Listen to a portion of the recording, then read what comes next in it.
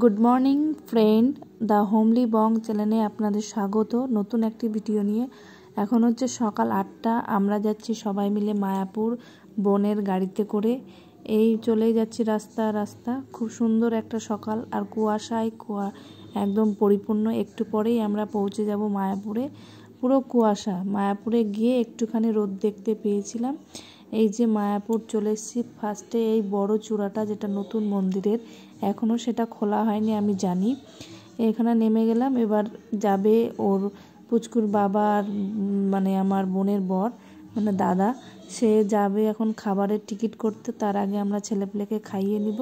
ওরা খাবারের টিকিটটা করে আসবে, তারপরে আমরা যাব টিফিন খেতে যাচ্ছি। আমরা সবাই মিলে ওখানে দেখি কি পাওয়া যায়। তারপর ওখানে গিয়ে দেখলাম লুচি, ঘুগনি আর ঘুগনি মুড়ি পাওয়া যাচ্ছে। তো সবাই মিলে আমরা ঠিক করলাম তাহলে ঘুগনি মুড়ি খাবো। আর পার্ক দেখে বাচ্চারা ভাবছে পার্কে খেলবো, তো আমরা ভাবলাম চলো আগে ঘুগনি মুড়িটা খেয়ে আসি। এই যে ঘুগনি বাড়ি, আমাদের ঘুগনি মুড়ি খেয়ে নিব আমরা সবাই মিলে। 20 টাকা করে প্লেট ঘুগনি মুড়িটা। আর বাচ্চাদের জন্য তো বাড়ি থেকে ভাত নিয়ে এসেছি বললাম।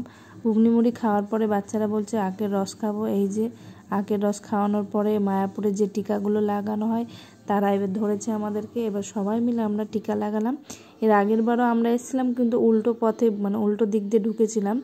আমার আসা 3-4 বার হয়ে গেল। অনেকেই মায়াপুর অনেকবার আসো, সবাই জানো মায়াপুরে কীরকম লাগে, কীরকম কি আছে, সবার ভালো লাগে।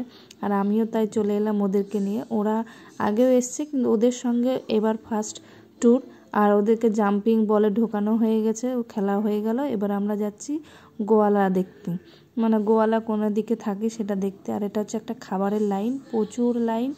গোয়ালার অর্ধেকখান গিয়ে বললাম না আর যাচ্ছি না, বাচ্চারা এত জ্বালাতে লাগলো, যাই গিয়ে একটু বসি। এত হাঁটাহাঁটি করেছি, হাসি মজা তো রাস্তাতে লেগেই আছে, সবাই মিলে গেলে যা হয়। আমি ছেলে যাচ্ছি, তারপরে তো আইসক্রিম খাওয়ার বায়না। আর বাবা বলছে না, আইসক্রিম খেলে গলায় ব্যথা হবে, এই হবে, ও তো আইসক্রিম চাই। তারপরে আমরা দুপুরের খাবারের মানে প্রসাদ ভোগ চলে গেলাম। প্রসাদে ছিল সাদা ভাত, ডাল, 2 রকম তরকারি, তারপরে পায়েস।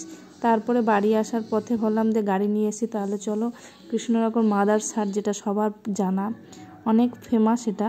আমরাও চলে গেলাম মাদার্স হাটে, যেহেতু ঘুম থেকে 2টো বাচ্চায় ঘুমাচ্ছিল, ওর বাবার কোলে আর আমার তো পুচকু আমার কোলে। তারপর ওখানে গিয়ে দেখছি ওখানকার যারা আছে তারা এইসব জুয়েলারি নিয়ে বসেছে। জুয়েলারিগুলো বেশ ভালো, আমিও বানাই, তার জন্য আমি ওখানে থেকে কিছু নিইনি, কিন্তু ভালো লাগলো। আর এই যে রাতের অ্যাম্বিয়েন্সটা দেখো, এত সুন্দর, চারিদিকে লাইট। তারপরে ছবি তোলার জন্য সেই বানিয়েছিল, মানে ক্রিসমাসের যেটা হয় সেটা। তারপর ভেতরে ঢুকে পড়লাম খাওয়ার। আমরা এখানে খেয়েছিলাম এই চিকেনের আইটেম। আর যদি ভিডিওটি ভালো লাগে তাহলে লাইক